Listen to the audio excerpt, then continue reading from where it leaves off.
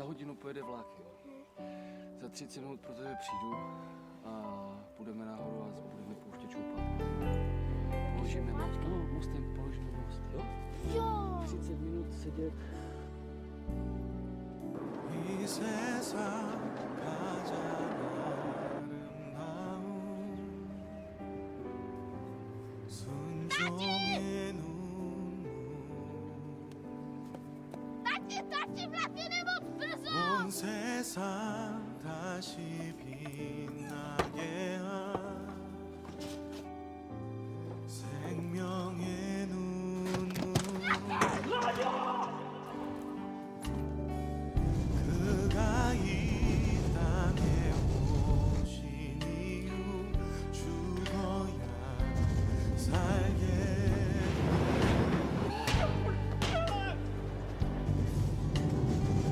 져야만 승리하는 놀랍고 영원한 신비 지으신 그대로 회복시킨 우리의 창조주 그리스도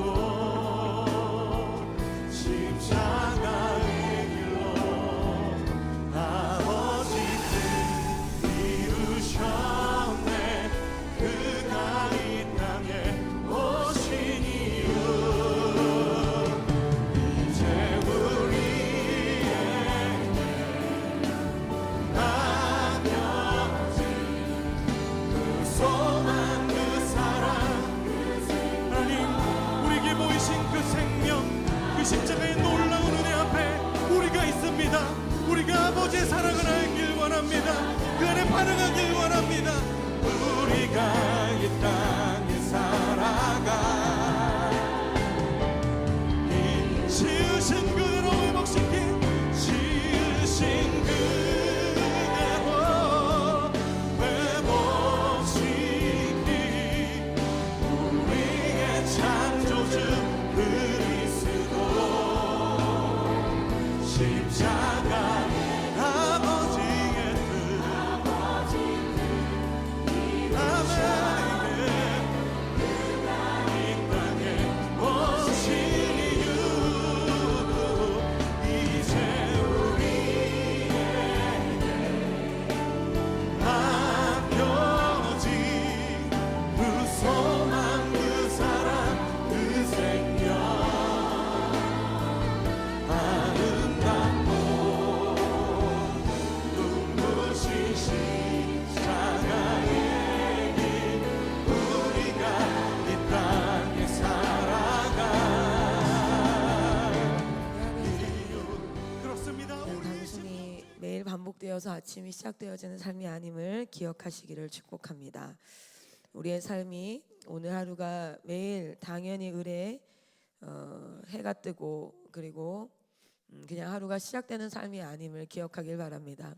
그냥 자고 일어나서 아침 예배로 그리고 식사하고 조회하고 수업하는 그런 시간이 아니라는 것을 우리의 하루는 예수 그리스도의 십자가 위에 올려져 있다는 것을 기억하기를 소망합니다. 오늘 말씀은 출애굽기 12장 21절에서 51절입니다. 출애굽기 12장 21절에서 51절 마지막 절까지입니다. 읽도록 하겠습니다. 제가 먼저 읽겠습니다. 모세가 이스라엘 모든 장로를 불러서 그들에게 이르되 너희는 나가서 너희의 가족대로 어린 양을 택하여 유월절 양으로 잡고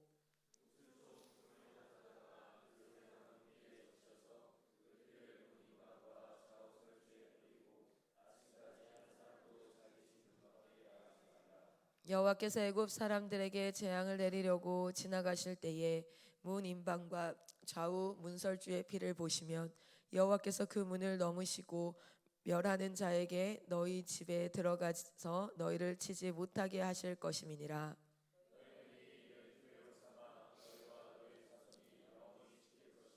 너희는 여호와께서 허락하신 대로 너희에게 주시는 땅에 이를 때에 이 예식을 지킬 것이라. 너희는 이르기를 이는 여호와의 유월절 제사라. 여호와께서 애굽 사람에게 재앙을 내리실 때에 애굽에 있는 이스라엘 자손의 집을 넘으사 우리의 집을 구원하셨느니라 하라 하매 백성이 머리 숙여 경배하니라.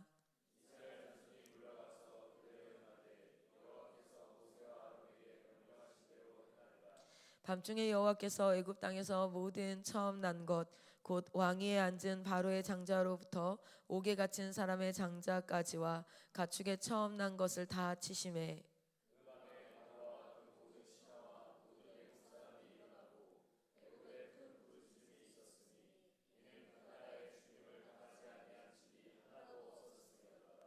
밤에 바로가 모세와 아론을 불러서 이르되 너희와 이스라엘 자손은 일어나 내 백성 가운데서 떠나 너희의 말대로 가서 여호와를 섬기며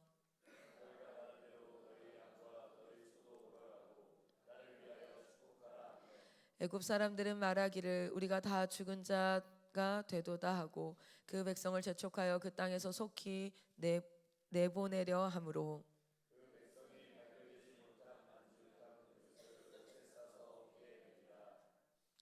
이스라엘 자손이 모세의 말대로 하여 애굽 사람에게 은금 패물과 의복을 구하매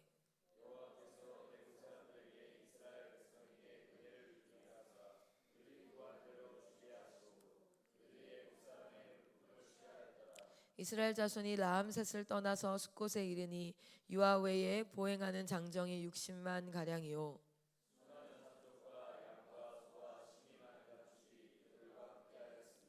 그들이 애굽으로부터 가지고 나온 발교되지 못한 반죽으로 무교병을 구웠으니 이는 그들이 애굽에서 쫓겨남으로 지체할 수 없었음이며 아무 양식도 준비하지 못하였음이었더라. 430년이 끝나는 그날에 여호와의 군대가 다 애굽 땅에서 나왔은즉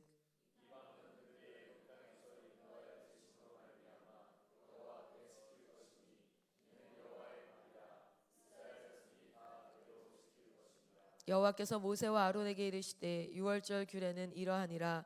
이방 사람은 먹지 못할 것이나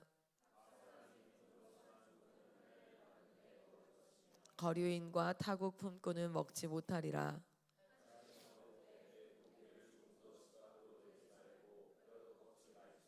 이스라엘 회중이 다 이것을 지킬지니라.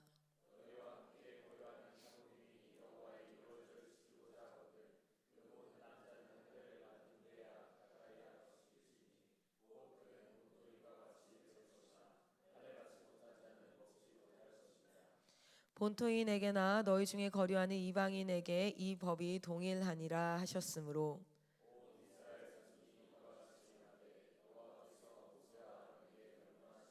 같이 읽겠습니다. 바로 그날에 여호와께서 이스라엘 자손을 그 무리대로 애굽 땅에서 인도하여 내셨더라. 아멘. 아멘.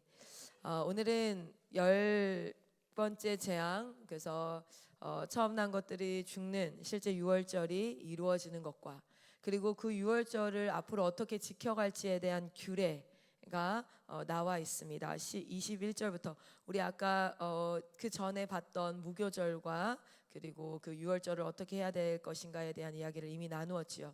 여러분, 저는 종종 성경에서 상상을 해봐요. 그 진 에드워드 목사님이라는 분이 계세요. 사랑의 시작이라는 책을 쓰신 분인데 진 에드워드 목사님은 사실은 크리스찬이 아니었어요. 물론 미국은 크리스찬 베이스 나라지만 born again, 그러니까 하나님을 인격적으로 만나고 나는 다시 살았습니다. 여러분 기억나십니까? 12장 초반절에 12장 3절인가요? 보면 이렇게 나오죠. 너희는 이스라엘 온 회중에게 말하여 이르라. 이달 열흘에 너희 각자가 어린 양을 취할지니 각 가족대로 그 식구를 취하고, 근데 그 말씀이 있기 전에 이제 유월절을 명하기 전에 뭐라고 하냐면 2절에 이렇게 나와요. 이달을 너희에게 달의 시작 곧 해의 첫 달이 되게 하고. 아멘. 이게 무슨 말이냐면 우리가 태어난 날이 있겠지만 우리의 인생이 시작한 날이 있어요. 육체적으로 시작한 날이 있습니다. 그걸 우리는 다 생일이라고 불러요. 그런데 아마 종종 여러분은 그리스도인에게 나의 두 번째 생일은요 이렇게 얘기하는 사람을 봤을 거예요. 그건 뭐냐면 내가 엄마의 태에서, 그러니까 이 땅에 육으로 태어난 날은 나의 생일이지만 영적으로 하나님을 만나 born again, 다시 태어났다, 중생했다, 하나님을 만났다, 나는 지금 구원의 생명을 얻었다, 어린 양의 예수의 피를 믿게 되었다, 그것으로 말미암아 나는 새롭게 살아났다, 죽음 가운데 살아났다, 이렇게 해서 자신의 두 번째 생일을 얘기하는 사람이 있어요. 그것은 어디로 근거하냐면 출애굽기 12장 2절을 근거합니다. 우리가 다시 새롭게 살아난, 어디에서? 여기 성경이 오늘 읽은 곳에 보면은 그날 저녁에 돌아다니면서 첫째 장자들을 다 죽였던 자를 성경은 뭐라고 표현합니까? 한번 찾아보시겠어요?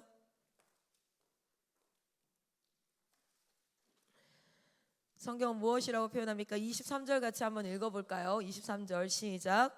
여호와께서 애굽 사람들에게 재앙을 내리려고 지나가실 때에 문 임방과 좌우 문설주의 피를 보시면 여호와께서 그 문을 넘으시고 멸하는 자에게 너희 집에 들어가서 너희를 치지 못하게 하실 것임이니라. 아멘. 여러분 누구라고요? 멸하는 자라고 성경은 표현하고 있습니다. 멸하는 자. 이 멸하는 자가 이 땅 가운데 멸하는 자, 이 땅 가운데 돌아다니면서 첫째 장자를 죽이는 그 죽음 가운데서 나는 새롭게 born again, 다시 살아났습니다 라고 얘기하는 그때가 사실 너희의 인생의 진짜 첫 달이야. 새롭게 제정되는 거지, 새롭게 시작하는 거지 라고 이야기를 하죠. 자, 그런데 우리 진 에드워드 목사님은 본어게인 크리스찬이 아니었어요. 그리고 이제 대학을 갑니다. 대학을 갔을 때 문학 학사 과정, 그러니까 영문학을 공부를 해요. 그러니까 이제 소설, 글을 쓰고 하는 그런 일들을 너무 좋아해서 그렇게 하다가 그 대학교에서 예수님을 만나 본어게인, 그러니까 중생을 경험하고 하나님 앞에 새로운 삶이 시작되어져요. 그리고 그는 석사를 신학으로 합니다. 그리고 이제 목사님이 되셨어요. 어떻게 하면 내가 알고 있는 이 이야기를 사람들에게 잘 전할 수 있을까? 그는 성경을 기반으로 소설을 쓰기 시작합니다. 그러니까는 픽션 같은 소설이 아니라 그 사랑의 시작이라는 책은 제가 한 10년 전에 이 학교에 전체 기증을 했어요. 100권씩 해서 시리즈가 있는데 전체 기증을 해서 우리 학생들이 다 읽었었던 책 중에 하나예요.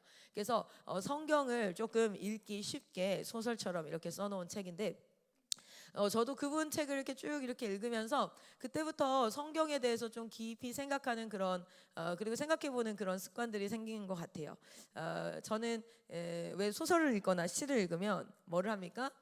우리가 그 저자나 또는 그 안에 주인공의 생각을 뭐 해보는 거예요? 추측해봐요. 그 뭐 심상 뭐 이런 얘기, 단어를 가지고 이 사람은 어떤 마음을 가지고 선택을 했을까 하면서 마음을 살피는 그런 작업들을 하는데, 여러분 제가 이런 생각을 해봤어요.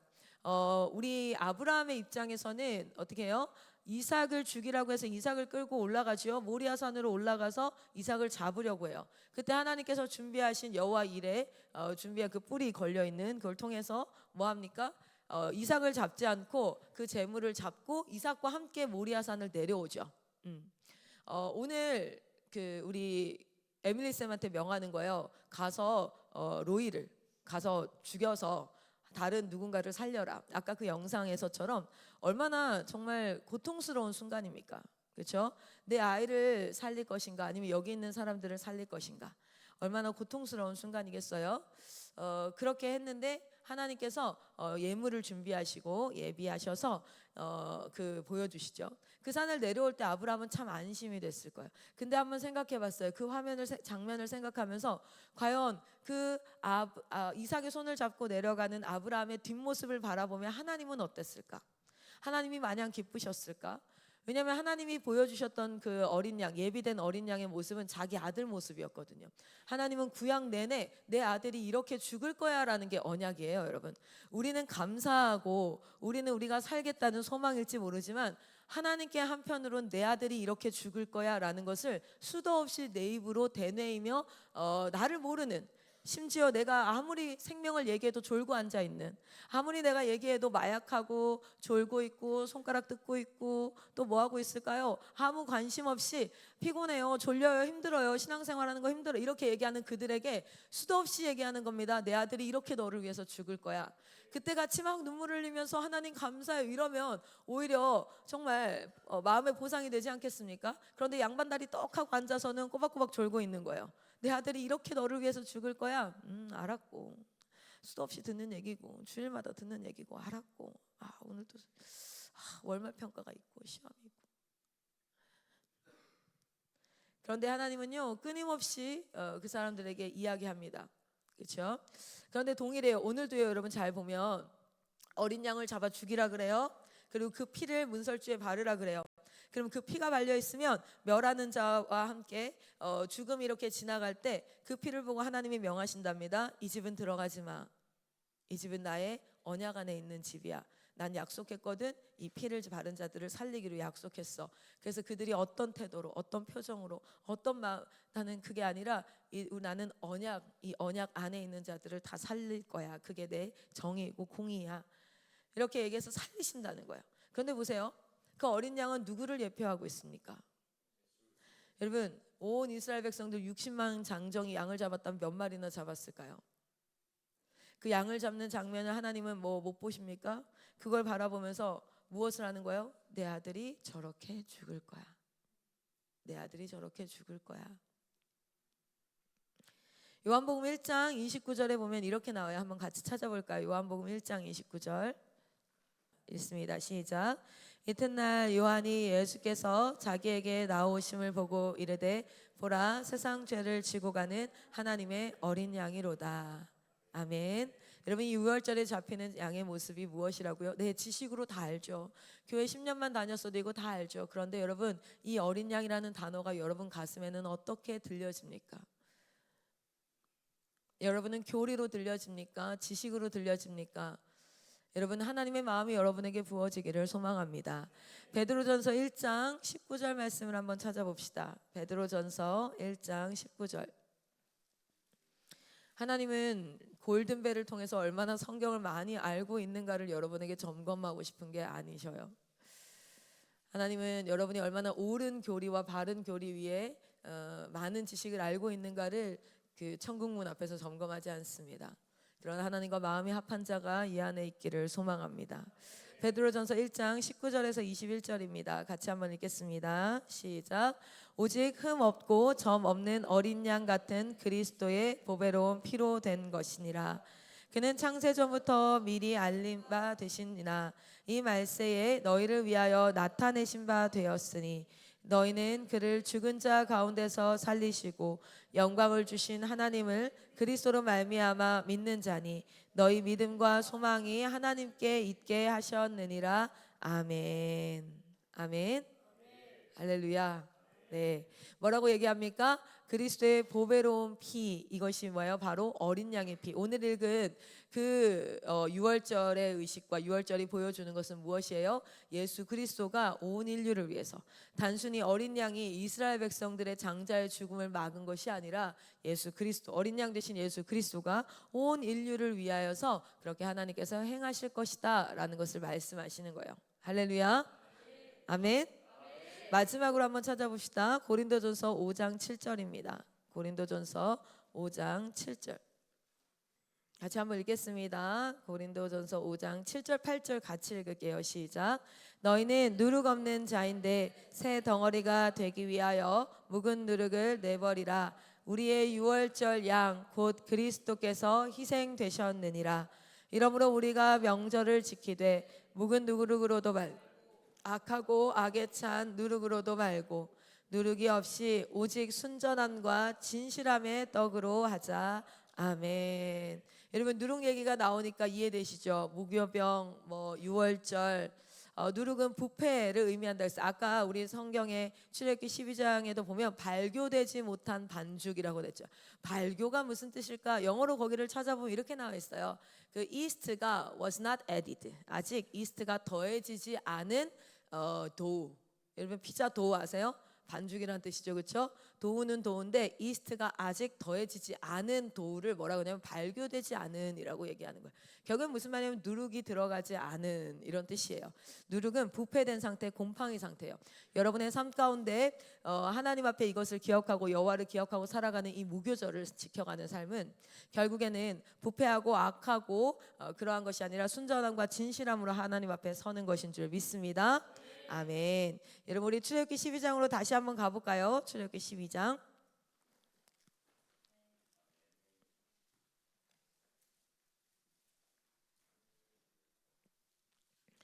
21절부터 첫 유월절을 어떻게 지켜야 할지 28절까지 이야기하십니다. 그리고 28절은 이렇게 얘기하죠. 모세와 아론에게 명령하신 대로 하나님은 그대로 행한다는 거예요. 이스라엘 자손도 그대로 행하고 하나님도 그대로 행합니다. 그리고 실제로 29절부터 어떤 일이 발생합니까? 36절까지 그날 저녁에 정말 그 멸하는 자가 다니면서 장자된 자들을 다 죽이고 하나님이 약속을 그대로 더함도 뺨도 없이 다 진행하신다는 거예요. 설마 그럴까라고 했는데 진짜 여러분 생명이 죽어나가는 거죠. 여러분 마지막 때가 도적같이 그날이 도적같이 임하는 줄 믿습니다. 여러분 졸고 앉아있다가 문이 닫혀서 기름 준비하지 못한 5 처녀가 되지 마시고 여러분 졸고 앉아있어도 하나님 앞에 말씀을 준비하고 성령을 준비하여 우리가 등에 기름을 준비해서 들어갈 수 있는 5 처녀가 여러분 되시기를 축복합니다. 교회에 있으나 교회 안에서 구원받지 못한 자가 많다고 이야기를 하지요. 그것은 그냥 단순히 볼멘 소리로 하는 소리가 아닙니다. 여러분 매일 아침 하나님을 상기하시고 기억하시기를 축복합니다. 할렐루야. 자 그리고 나서 37절에서부터 나와서요. 여기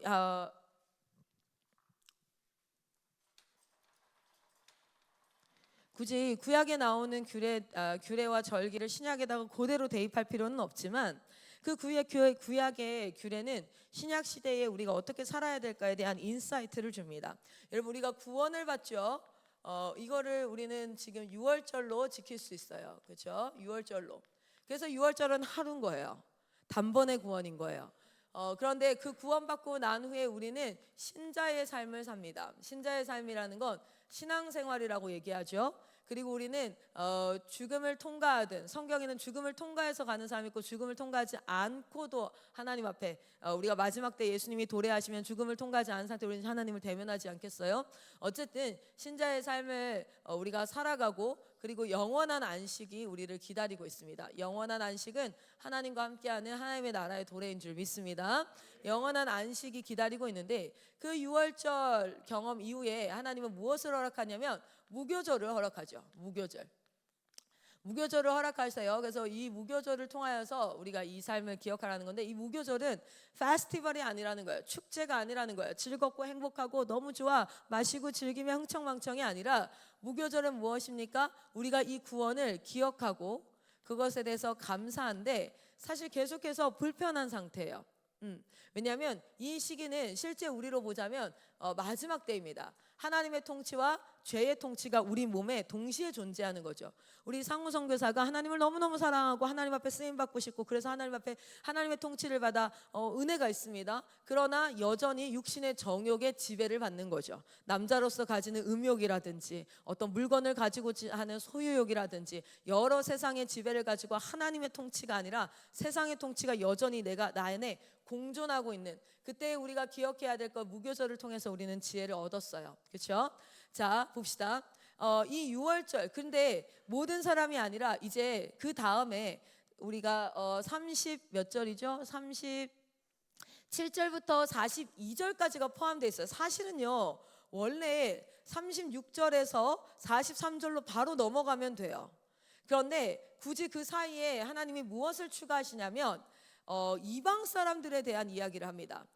이 6월절을 같이 통과하고 이스라엘 백성들이 아니라 이방 사람들에 대해서 어떻게 해야 될지를 이야기하시는데 이방 사람들은 어떻게 해야 돼요? 할례를 통하여서 이제 이 6월절 안으로 들어올 수 있다라고 이야기를 해요. 할례를 통하여서. 자 여기 보시면 이렇게 나와 있죠. 뭐라고 나와 있냐면 37절에서부터 막 이렇게 하고 나서 43절에 한번 가볼게요. 6월절 규례에 대해서 이야기할 때 믿는 자들에게 대해서는 이미 다 얘기를 했는데 뭐라고 얘기하냐면 이방 사람들은 먹지 못해. 여러분 이방 사람들은 이 유월절을 구원을 경험할 수 없어. 자, 그런데 그 안에 뭘 해야 돼요? 각 사람이 돈으로 산 종, 그러니까 노예를 얘기하는 거죠. 그런 사람들이나 거류인이나 타국인 먹지 못하는데 누구는 할례 받은 후에는 이것을 먹을 수 있어라고 얘기해요. 그래서 그 할례 받은 자들은 이스라엘 회중으로 안으로 들어온다는 거죠. 여러분 보세요. 할례라는 개념 자체가 무엇이라고요? 창세기에서 우리는 할례에 대해서 한번 배웠었어요. 할례는 하나님께서 하신 언약, 그렇죠? 하나님 우리에게 약속하신 언약을 알고 그리고 그것을 이해하고 그것을 믿습니다라고 이 언약을 맺는 행위가 무엇이었어요? 할례였어요. 그렇죠? 그래서 하나님이 누구신지 알고 이 약속의 대상이 누군지 알고 이분이 어떤 약속을 한지를 알고 행하는 사람으로서 행하는 행위가 뭐였냐면 할례였다는 거예요. 그래서 우리가 이스라엘 백성 육으로나 형제로서 육으로나 혈과 육으로 나지 않는다 할지라도 실제 할례를 통하여서 하나님의 언약 안으로 뭐 할 수 있다? 들어올 수 있다라는 것은 구약에 이미 나타나 있는 겁니다. 그래서 여러분 우리가 한국 사람인 우리 아비가일 쌤은 사실 이스라엘 사람이 아니잖아요.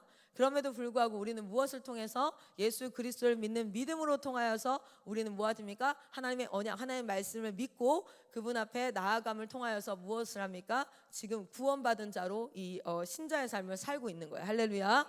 여러분 그러한 우리가 하나님 앞에 이 언약의 개념을 좀 잘 기억해야겠죠.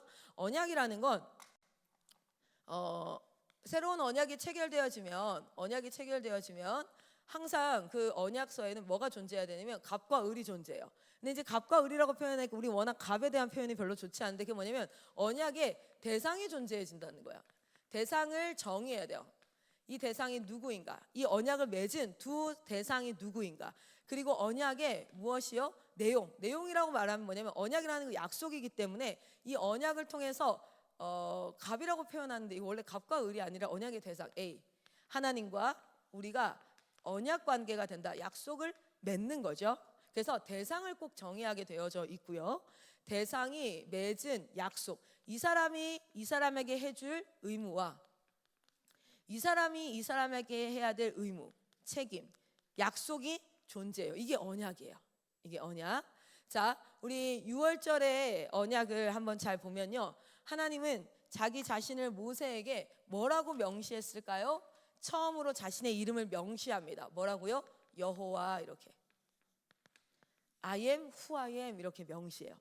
그리고 이스라엘이 어떻게 됐어요? 그냥 노예였는데 그들은 하나님 나라의 모인 자들 회중 이스라엘은 뭐라고 됩니까? 하나님의 백성으로 명시가 되어집니다. 하나님의 군대, 하나님의 백성, 하나님의 그 나라. 그래서 이렇게 명시가 되어지고 여호와는 그들에게 무엇을 약속하십니까? 너희는 이 가나안에서 출애굽해서 내가 약속한 땅 가나안으로 너희를 인도할 것이다 라는 것을 약속해요. 그리고 이스라엘 백성에게 발생하는 의무는 무엇입니까? 하나님을 예배하라 라는 거였어요. 그런데 이게 구약 내내 지켜졌을까요? 안 지켜졌을까요? 지켜지지 않아요. 지켜지지 않아요. 그리고 하나님께서 무엇을 허락하십니까? 새 언약을 허락하십니다. 그 새 언약이 바로 뭘까요?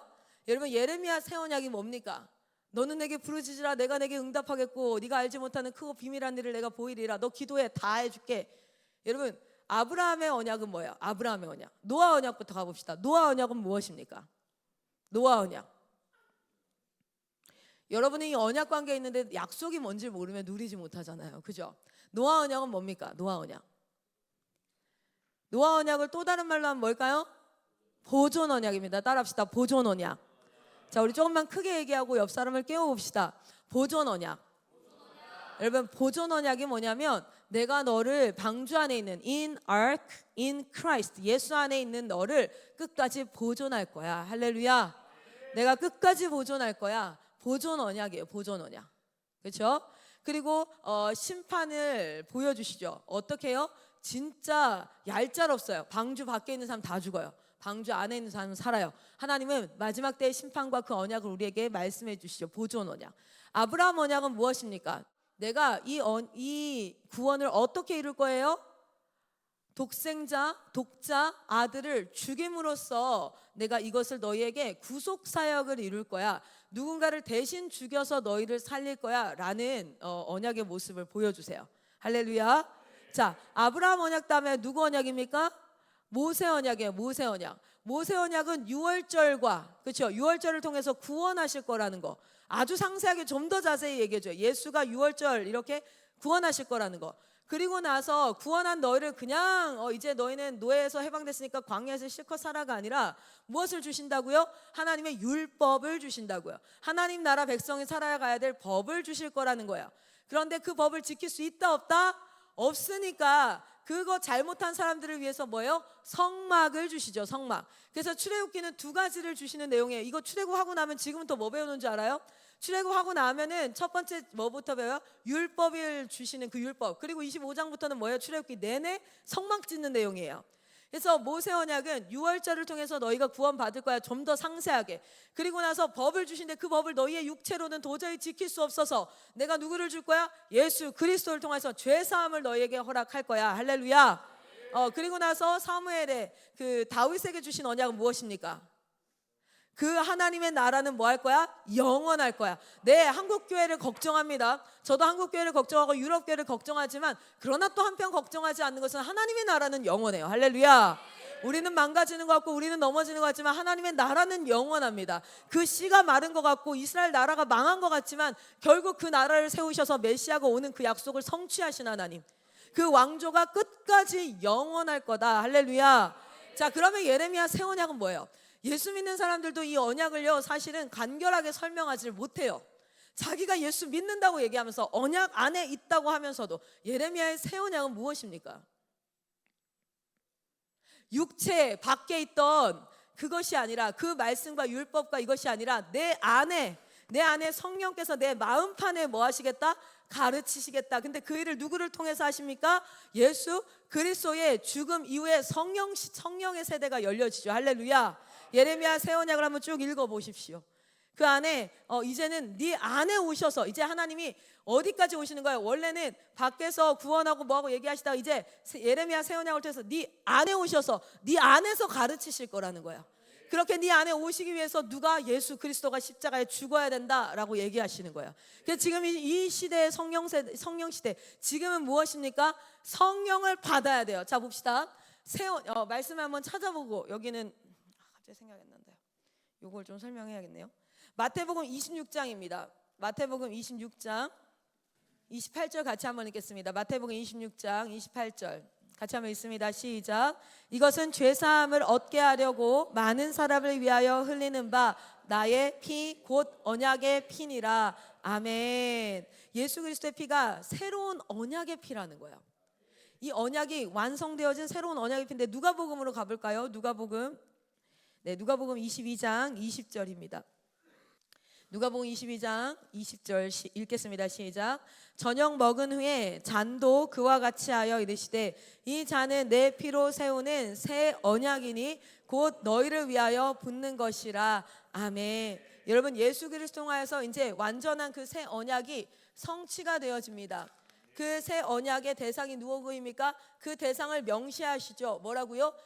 이제 당신의 이름을 구원자 예수 그리스도라고. 같은 분이에요. 같은 분인데 언약은 그 대상을 명시해요. 그리고 너희 이 언약의 대상을 누구라고 얘기합니까? 신약 시대 때부터 여러분 교회라고 명칭하는 거예요. 할렐루야.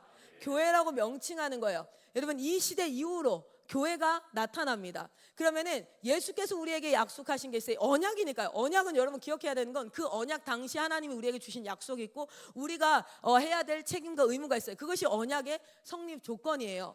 여러분 예수가 우리에게 약속하신 건 뭡니까? 성령을 너에게 허락하시겠다는 거예요. 여러분 그래서 이 시대는 우리를 뭘 구합니까? 성령을 구하는 거예요. 성령을 너희 안에 이제 허락하시겠다는 거예요. 옛날에 너희 몸 밖에 있던 율법을 너희는 지킬 수 없어서 그래서 너희는 구약 내내 그래서 말라기의 결국엔 뭐라고 나옵니까? 말라기 2장에 이렇게 나와요. 내가 레위한 약속, 내가 인간을 대표한 나를 섬기는 백성 레위한 약속을 너희는 끝까지 지키지 않았어 라고 나와요. 그런데 새 언약의 약속은 뭐예요? 성령을 너희에게 허락하시겠다라는 거예요. 그렇죠? 그리고 그 성령을 통하여서 뭐예요? 너희를 끝까지 세상 끝날까지 너희를 인도하시겠다는 거예요. 여러분 안에 두려움과 불안함은 그냥 단순히 드는 게 아닙니다. 사단이 계속해서 하나님이 주실 약속에 대한 의심을 통하여서 오해를 통하여서 이간질시키죠.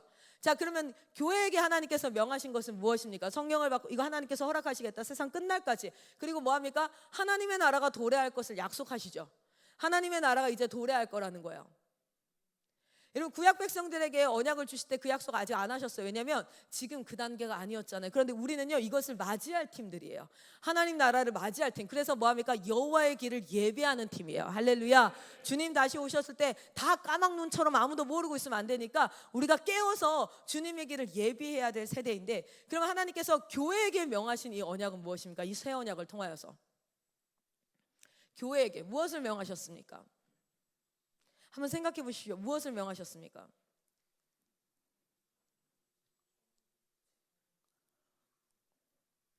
교회를 향한 명령을 모르니까 교회답게 살지 못하는 거예요. 우리가 그저 신앙을 하나 가지는 정도로 생각하고 있죠. 자, 봅시다. 교회에게 명하신 건 뭐예요? 뭐 한 줄 아세요? 땅끝까지 복음을 증거하라 그랬어요.